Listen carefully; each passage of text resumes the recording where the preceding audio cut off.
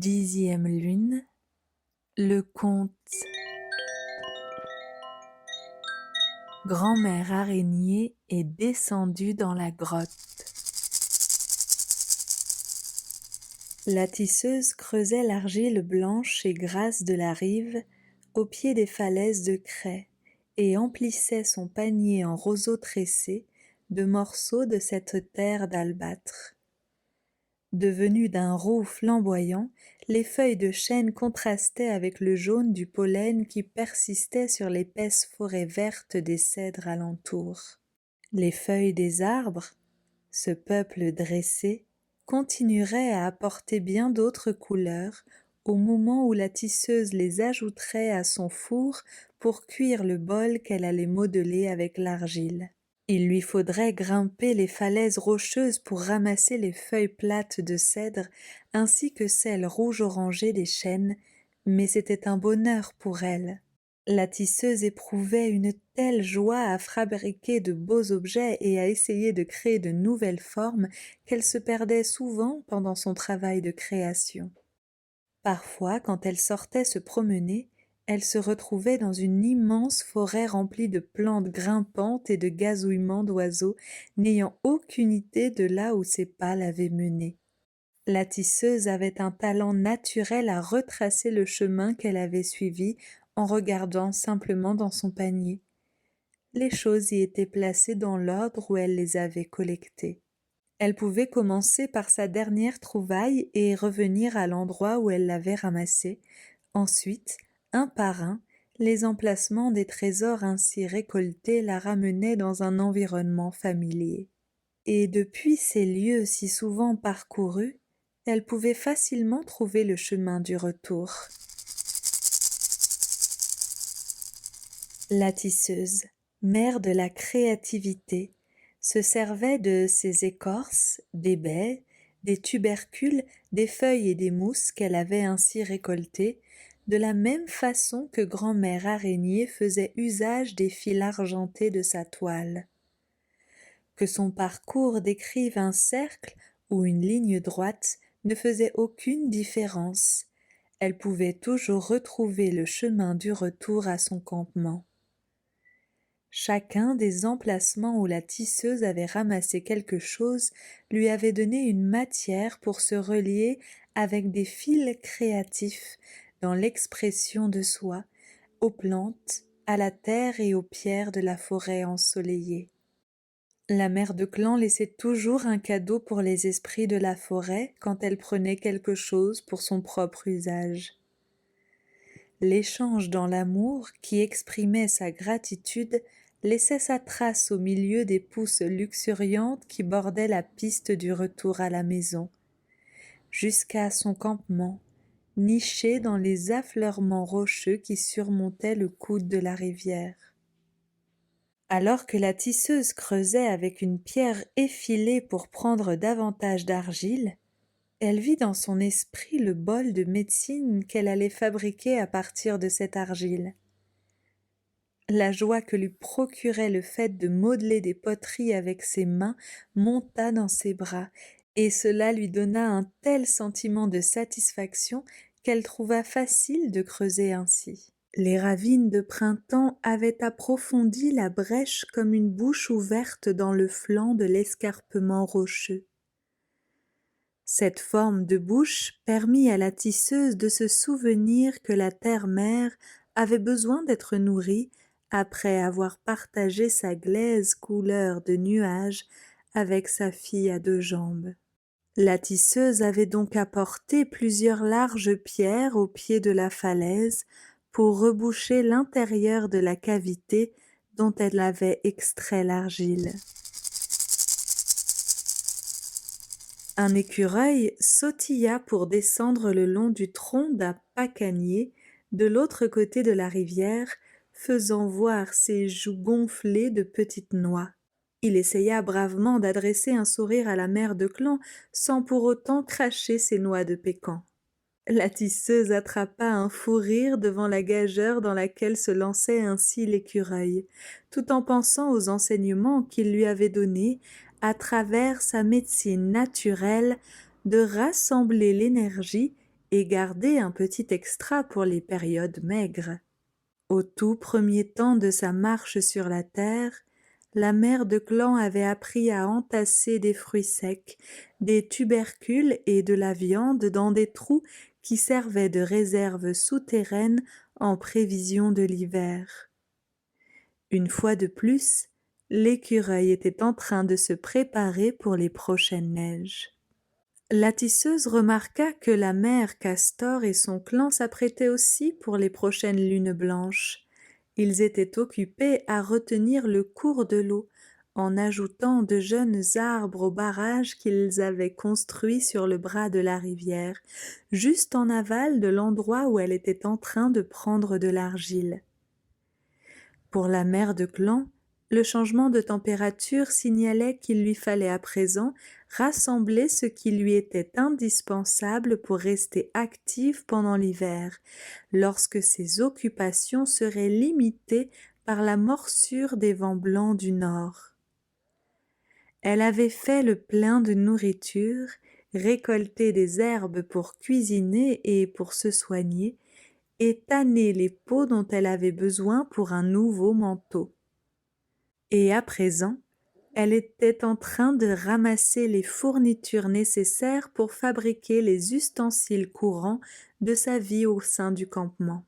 Elle remercia silencieusement la mère Castor de lui avoir montré qu'elle pouvait consacrer ces longues périodes d'inactivité de l'hiver à construire ou réaliser des choses.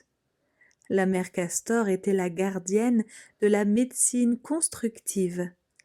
Elle montrait à l'humanité comment rester actif en étant productif, pour mener ses visions et ses rêves d'une vie meilleure jusqu'à la réalisation.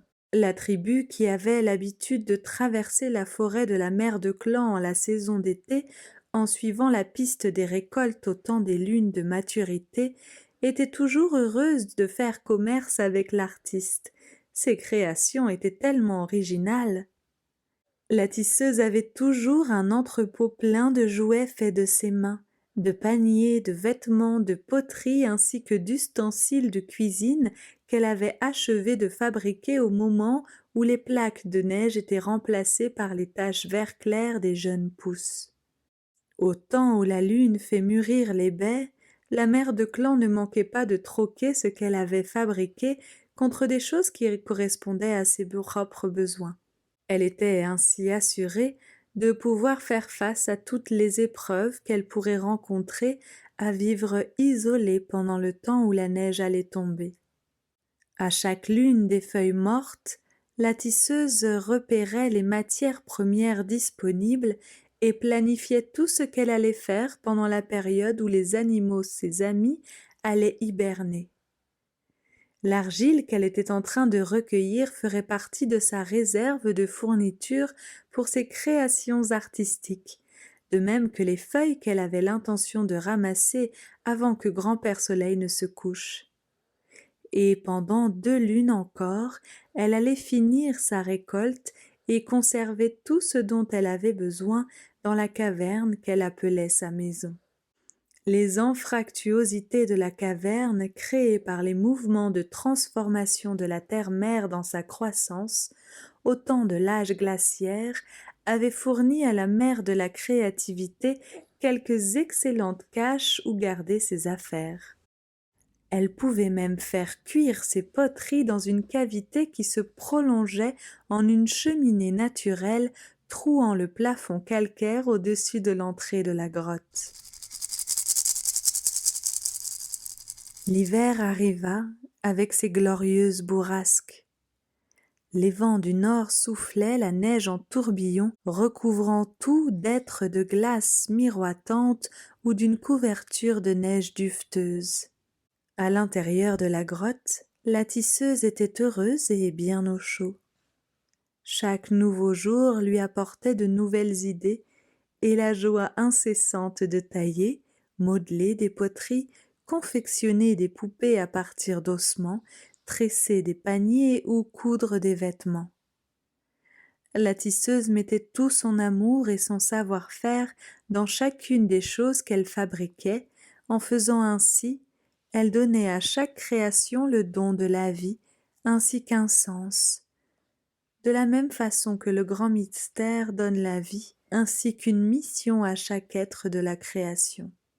Elle envisagea les jours futurs quand elle ferait du commerce au moment où les lunes de la maturité lui apporteraient le moyen de partager les fruits de ses efforts avec d'autres êtres de la famille des deux jambes. Rien que d'imaginer les expressions de joie qui illumineraient leurs visages quand les affaires seraient conclues lui réchauffa le cœur malgré le froid intense de l'hiver. Ceux avec lesquels elle commerçait ne manifestaient jamais à quel point ils aimaient un objet avant que la négociation soit terminée, de crainte que la vendeuse n'en demande un prix trop élevé. Mais après coup, la lueur dans leurs yeux était une chaleureuse récompense pour la mère de la créativité. Un jour, après que les premières neiges aient revêtu la terre-mère de sa robe blanche, la tisseuse découvrit en s'éveillant la plus exquise des toiles d'araignée qu'elle ait jamais vues, recouvrant l'ouverture d'une des cavités de la grotte. Au centre de la toile se trouvait la plus étonnante des araignées, toute blanche à l'exception d'une tache rouge sur la partie haute de son corps. La tisseuse s'émerveilla de l'aspect extraordinaire de son amie à 8 pattes. D'habitude, les araignées ne se montrent pas pendant la froidure de l'hiver. Peut-être était-ce la chaleur de la grotte qui lui valait cette visite, mais c'était douteux. La tisseuse pensa que c'était là un signe de grand-mère araignée qui avait tissé la toile de l'univers. Grand-mère araignée était la créature particulière que le grand mystère avait choisie pour tisser les toiles originelles du monde tangible, en fabriquant une structure de cercle concentrique qui soit un support pour la chair des corps et la réalité de toutes les formes de vie dans la création. La tisseuse demanda à l'araignée si elle avait un message spécial à lui donner. La réponse de la bestiole la fit sursauter car elle venait en écho comme si une voix s'élevait dans ses pensées humaines. « C'est grand-mère araignée qui m'envoie te dire que tu as créé beaucoup de choses de toute beauté et que tu as tissé un nouveau réseau d'expériences parce que ton cœur a exprimé le désir de partager cette créativité avec d'autres. Maintenant, utilise ton nouveau bol de médecine et cherche les visions qui reflèteront les désirs cachés au plus profond de ton cœur. Cherche les réponses à ce qui est en train de venir se poser sur la toile que tu as tissée à partir de tes nouveaux désirs et aie confiance que ton choix est bon et que tes rêves s'accompliront. La tisseuse se dirigea vers le coin le plus éloigné de la grotte, là où elle gardait les objets qui concernaient sa médecine, pour retrouver sa toute dernière création. Le bol était grossièrement cuit et noirci de la fumée des feuilles qu'elle avait ramassées. Il était moucheté çà et là des pigments des minéraux qui se trouvaient dans l'argile. Elle revint sur ses pas, alluma un feu et remplit le bol de neige fondue. Très vite, elle eut la vision de 3 êtres de la famille des deux jambes qui trébuchaient de fatigue dans la neige à l'orée de sa forêt. Une grande silhouette et 2 plus petites luttaient contre les bourrasques d'une tempête. Sa vision changea et la tisseuse vit les visages souriants de 2 enfants, puis plus rien. Cette nuit-là, elle rêva qu'elle était en train de pêcher dans la mer et que, en regardant au fond de son filet, elle découvrait une étoile de mer. C'était une étoile de mer exceptionnelle d'une couleur pourpre éclatante. L'étoile de mer lui parlait. Elle lui expliqua que son corps d'étoile représentait la force vitale de la créativité dont les êtres à deux jambes peuvent se servir lorsqu'ils font appel aux chefs de clan de l'air, la terre, l'eau et le feu, afin que ces éléments se mêlent à la force créatrice du grand mystère. L'étoile de mer lui montra comment la tisseuse elle-même avait eu recours à la même mise en œuvre de l'énergie dans ses créations, ainsi que dans l'ingéniosité dont elle avait fait preuve en aménageant la grotte en un intérieur chaleureux. L'étoile de mer chuchota au cœur de la mère de clan.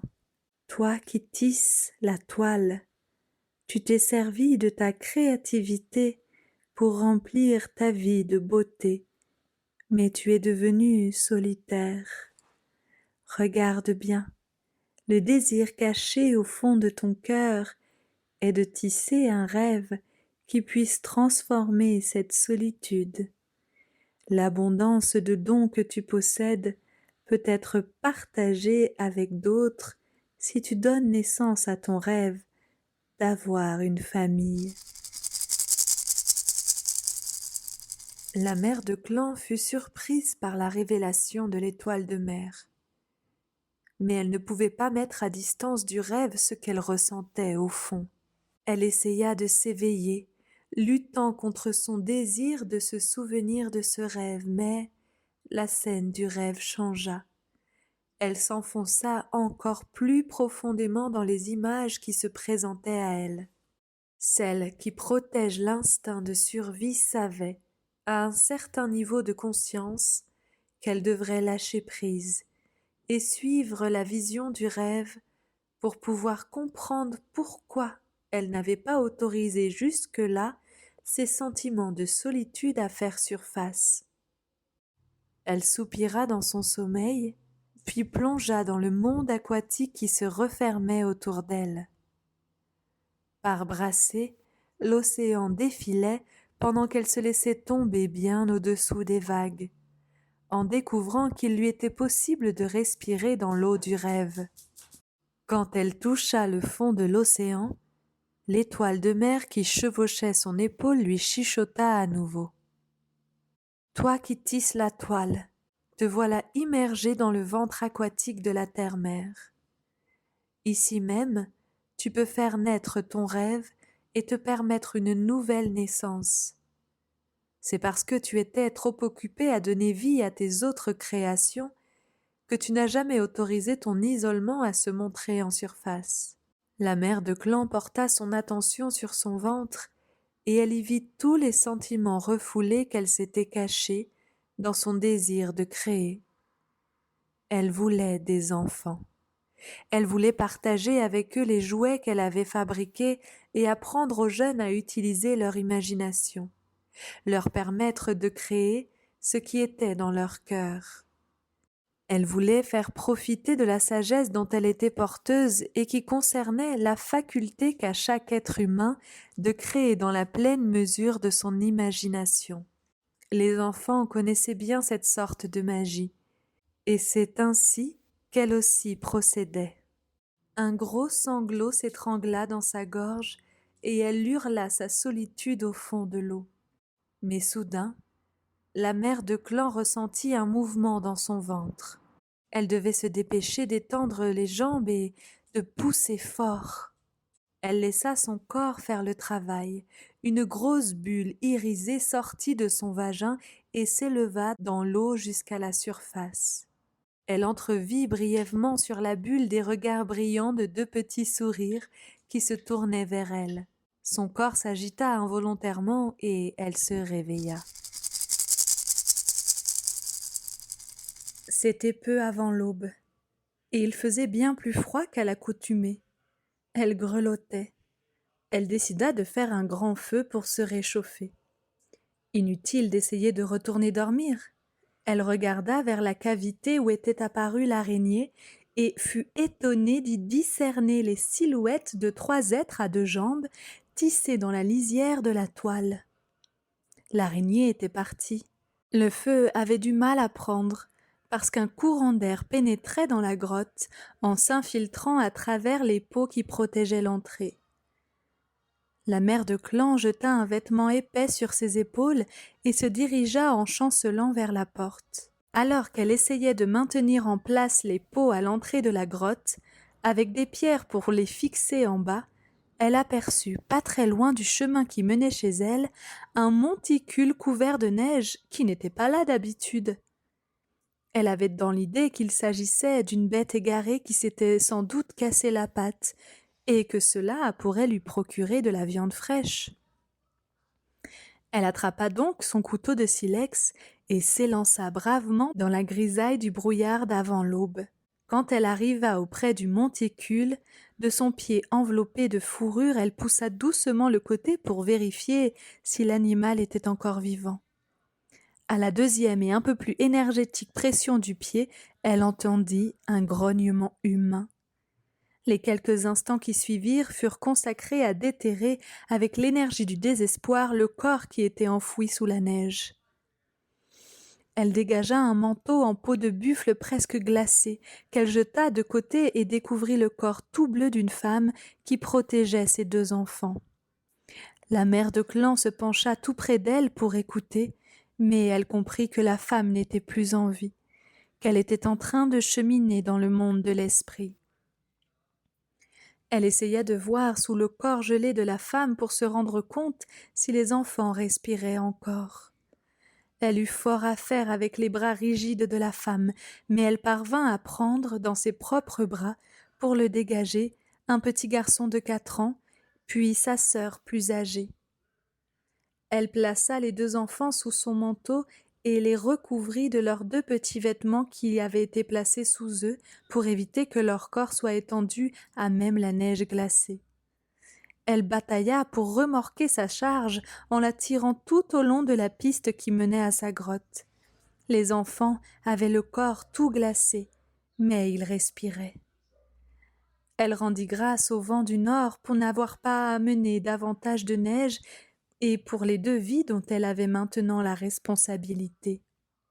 Elle avait recouvert le corps de la femme, mais il lui faudrait retourner plus tard l'enterrer plus profondément pour empêcher qu'il serve de nourriture aux bêtes carnivores qui erraient. Enfin, elle arriva à l'entrée de la caverne protégée par les pots. Le feu flamboyait magnifiquement, leur procurant à tous 3 la chaleur dont ils avaient désespérément besoin. La tisseuse s'activa à frictionner longuement les membres à moitié gelés des enfants, au milieu de leurs plaintes et gémissements, pour y faire circuler à nouveau la vie. Elle avait la certitude que les enfants allaient récupérer, à cause des visages souriants qu'elle avait vus dans ces 2 visions. Mais elle n'en continuait pas moins à leur administrer ces soins salutaires et s'arrêta juste un moment pour suspendre un chaudron sur le feu et y faire mijoter un ragoût. La mère de clan ne se reposa pas avant que les enfants aient été frictionnés, rassasiés, puis emmitouflés dans de nouveaux vêtements bien épais pour dormir. De petits soupirs et de petits sanglots montaient des habits en peau de buffle recroquevillés près du feu. Quand elle fut assurée que les enfants étaient endormis, celle qui veille sur l'instinct de survie revêtit son manteau de fourrure et partit enterrer la mère des enfants dans la faible lumière du jour qui finissait. Et plus tard, fourbue de fatigue, ayant chargé le feu pour la nuit, elle s'écroula dans un sommeil sans rêve. Mais quelque chose en elle continuait à veiller pour écouter si les enfants allaient bien. Son de pluie était une fille de 11 ans qui se trouva fort aise de vivre auprès de la tisseuse. Dès l'instant où la jeune fille accepta le fait que sa maman était désormais dans le monde de l'esprit, elle se mit à appeler la mère de clan sa tante.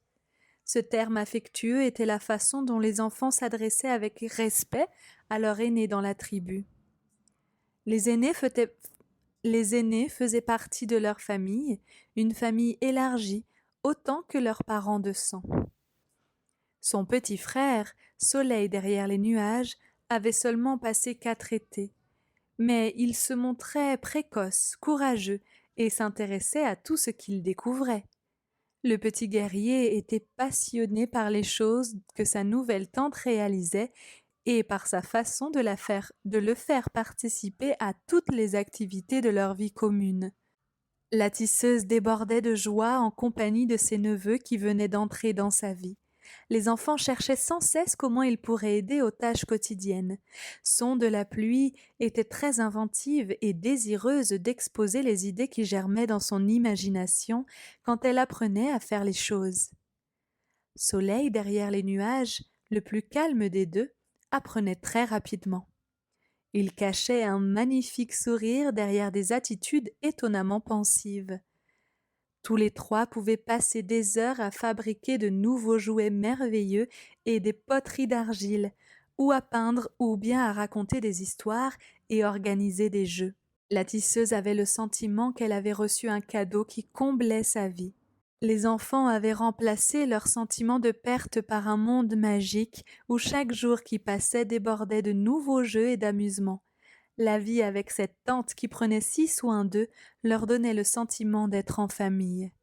Les tempêtes de l'hiver hurlaient et grondaient au dehors, mais à l'intérieur, le feu était chaud, la nourriture abondante, et les nouvelles expériences qu'ils aimaient tant semblaient inépuisables aux deux petits. La tisseuse aida Soleil derrière les nuages à fabriquer un bouclier pour enfants à partir d'un morceau de cuir, ainsi qu'un jeu de fléchettes avec un petit arc. Le jeune guerrier pouvait passer des heures à l'arrière de la grotte en prenant pour cible les 4 pattes géants que la tisseuse avait dessinées sur les parois. Soleil derrière les nuages traquait patiemment sa proie en se cachant derrière les petits rochers disséminés sur le sol rocailleux. Puis il faisait semblant d'être un guerrier adulte capable d'abattre un buffle ou un élan d'une seule flèche. Et souvent il mimait son retour à la maison, traînant son butin de viande pour sa tante et sa sœur. La tisseuse remerciait toujours Soleil derrière les nuages pour son exploit et pour la viande imaginaire qu'il avait ramenée à leur foyer. Très sérieusement, elle demandait au petit guerrier quel grand animal à 4 pattes il avait abattu ce jour-là et quel était son nom. La tante enseignait alors au garçon comment demander pardon à l'animal en remerciant son esprit pour la nourriture qu'il offrait ainsi. Puis elle montrait à l'enfant comment libérer l'esprit de l'animal. Chaque fois que Soleil derrière les nuages apportait de la viande fraîche à la maison, la tisseuse se mettait à cuisiner pour le repas du soir un peu de la viande séchée qu'elle avait emmagasinée dans la grotte. Son de pluie était impressionné par le talent de la tante à encourager la vivacité de leur imagination enfantine. La mère de clan soutenait toute forme de créativité à laquelle l'un ou l'autre enfant avait recours pour jouer, fabriquer des objets ou aider aux travaux ménagers. Si les enfants découvraient une façon plus simple ou plus personnelle de faire les choses, la tisseuse était heureuse qu'ils l'expérimentent. Elle leur montrait à tous deux comment travailler avec ses mains et comment ils pouvaient créer une vie qui soit belle de la même manière qu'ils créaient des objets artistiques. Elle leur enseignait à traiter les différentes matières, à être fiers de leurs travaux et à mettre de l'amour dans tout ce qu'ils créaient. Elle rappelait aux enfants que le grand mystère avait mis l'amour en chaque forme de vie et que, en tant qu'être à 2 jambes, était appelé à continuer cet héritage, à faire vivre ce don de créativité dans l'amour. La tisseuse apprit aux enfants que chaque symbole tracé avait sa signification et que chaque couleur avait un sens, une valeur pour l'artiste qui créait un objet dans la beauté. L'histoire de chaque poterie ou de chaque jouet correspondait à sa médecine et donnait à ces objets une mission ou quelque chose à enseigner aux êtres à 2 jambes qui les verraient ou les utiliseraient. L'expression personnelle des artistes qui avaient créé ces objets reflétait la façon dont ces créateurs se sentaient eux-mêmes, s'ils avaient vraiment développé leurs aptitudes et comment ils voyaient le monde autour d'eux. Pour les 2 enfants, la tisseuse devenait une inspiratrice qui les incitait à se servir de leur imagination et de leur puissance de raisonnement et à mettre leur créativité dans des méthodes réalistes pour que les images qu'ils avaient à l'esprit se concrétisent dans leurs créations artistiques ou dans les jouets qu'ils inventaient. Son de pluie était un exemple frappant de la rapidité avec laquelle un enfant peut apprendre et devenir aussi habile qu'un adulte. Son très grand don d'observation et d'imitation étonnait la tisseuse.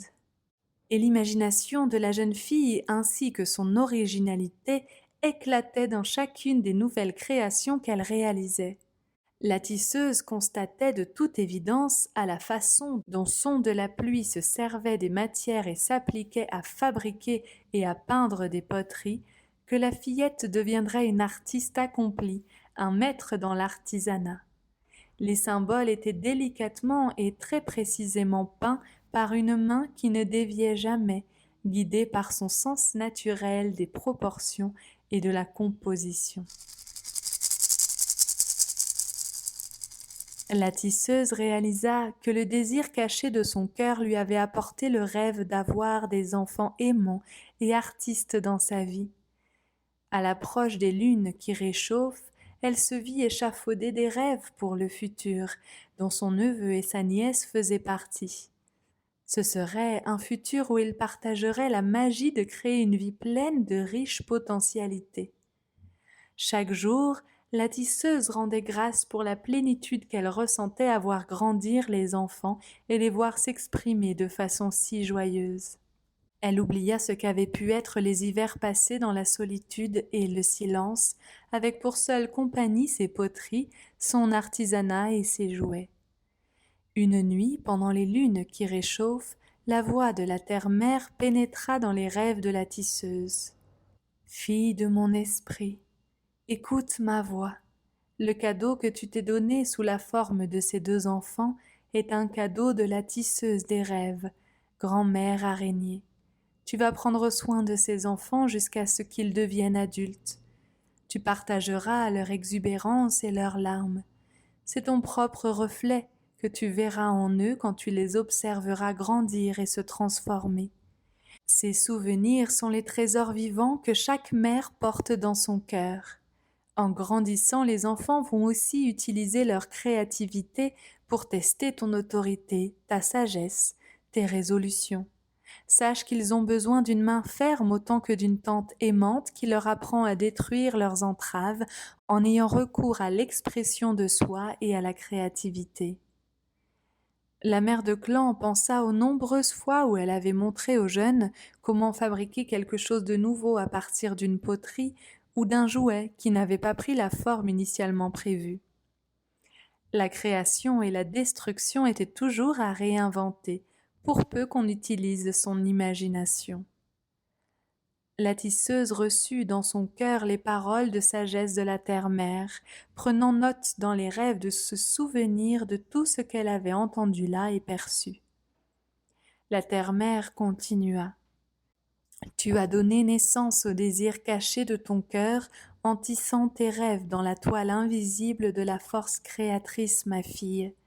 Tu as créé un cercle de famille aimant qui va toucher les cercles d'autres formes de vie dans les expériences qu'ils partageront. Quand tes anneaux de création rejoignent les cercles d'expériences créés par les autres, de nouvelles idées se font jour. La créativité se fait disponible pour toutes les personnes désireuses de partage. Soleil derrière les nuages est une extension vivante du côté masculin de ta nature, et Son de la pluie un reflet de ta partie féminine. En les menant par ton amour jusqu'à l'âge adulte, tu vas créer des modèles d'expression de soi et des réseaux de créativité qui vont leur servir tout au long de leur marche sur la terre. À travers leurs expériences, tu pourras voir comment ta propre créativité peut se mêler à la leur pour extérioriser les rêves que vous partagez. Enseigne-les bien, tisseuse.